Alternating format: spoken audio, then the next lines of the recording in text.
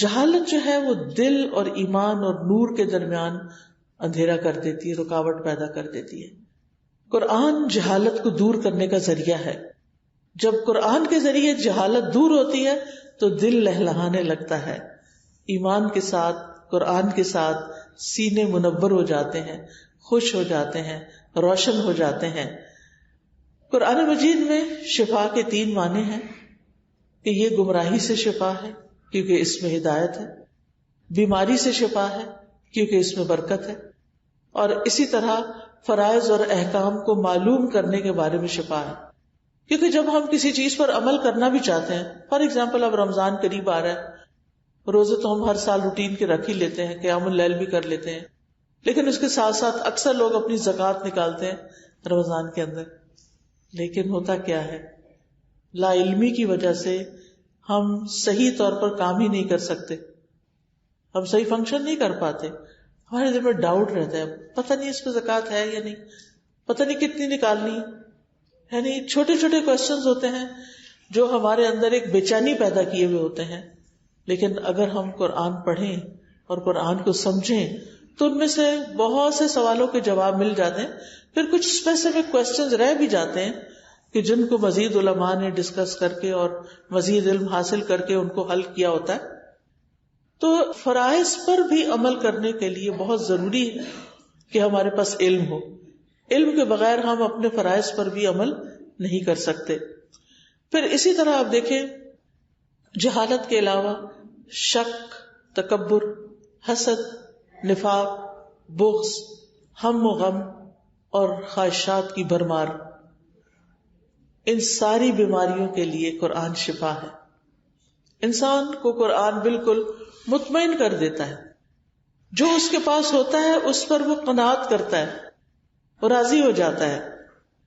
آپ دیکھیے کہ اگر ہمارے دل میں کوئی شک ہی آ گیا دین کے بارے میں، اللہ کی ذات کے بارے میں، نبی صلی اللہ علیہ وسلم کے بارے میں، تو اس شک سے پھر آپ دیکھیں کہ انسان اچھا بھلا سب کچھ کرتا ہوا سب چھوڑ کے بیٹھ جاتا ہے کیونکہ دل میں شک آ گیا.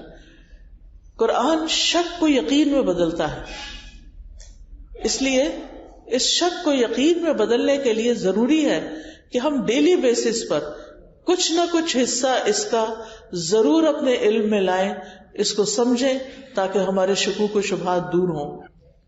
پھر اسی طرح شک کے علاوہ تکبر، انسان کو قرآن اس کی حقیقت بتاتا ہے کہ تم کہاں سے پیدا ہوئے، تم کیا چیز ہو، لہذا انسان کے اندر سے تکبر بھی نکل جاتا ہے. پھر حسد، قرآن میں حسد کے بارے میں حابیل قابیل کا قصہ بیان کیا گیا اور پھر حسد کرنے کا انجام بتایا گیا. تو انسان توبہ کرتا ہے کہ میں کسی سے حسد کر کے اپنے اعمال کو ضائع کروں. پھر اسی طرح ابلیس کا قصہ بتایا گیا کہ جس کو آدم علیہ السلام سے حسد ہوا اور اس نے اپنا مستقبل خراب کر دیا اور ایگو کا شکار ہو گیا. تو یہ قرآن ہی ہے جو ان تمام بیماریوں اور ان تمام پریشانیوں کا علاج ہے. اور ابن قیم تو کہتے ہیں کہ چاہے دل کی بیماری ہو چاہے کوئی جسمانی بیماری ہو، کوئی بیماری ایسی نہیں جس کا علاج قرآن سے ممکن نہ ہو. وہ تو پورے یقین کے ساتھ کہتے ہیں کیونکہ اللہ تعالیٰ نے فرما دیا ہے کہ یہ شفا ہے تو یہ شفا ہے اور اس سے شفا حاصل کرنی چاہیے. پھر اسی طرح یہ ہے کہ وہ یہ بھی کہتے ہیں کہ قرآن کے ہر حرف میں شفا ہے، یعنی آپ کہیں سے بھی پڑھنا شروع کر دیں اور کسی بھی قسم کی بیماری رب کے کلام کا مقابلہ نہیں کر سکتی، اس کے آگے نہیں ٹھہر سکتی. اور کہ یہ وہ کلام ہے کہ اگر پہاڑ پر بھی اتار دیا جاتا تو پہاڑ ٹکڑے ٹکڑے ہو جاتا، تو باقی بیماریاں اس کے آگے کیسے ٹھہر سکتی. ہمارے اندر کے دل کے پتھر اور باقی جسم کی پتھریاں کہاں رک سکتی ہیں اگر ہم اس کو واقعی پڑھیں اور پورے شوق کے ساتھ اور پوری محنت کے ساتھ اس کو پڑھنے والے ہوں.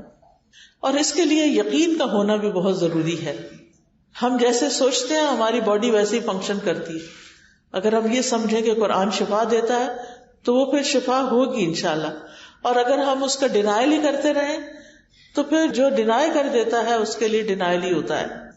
پھر اسی طرح قرآن بہترین رقیہ بھی ہے. رقیہ کہتے ہیں دم کو، یعنی اگر انسان کو کوئی ایسی بیماریاں لاحق ہو گئی ہیں کہ جن کا علاج نیلی پیلی گولیوں میں نہیں ہے، یعنی دوائیوں میں نہیں ہے، تو ایسی صورت میں جیسے نظر بد ہے یا جادو ہے یا جنوں کا چمٹنا ہے اور اس کے نتیجے میں کچھ بیماریوں کا پیدا ہونا ہے، تو اس کے لیے رقیہ بہت فائدہ مند ہے.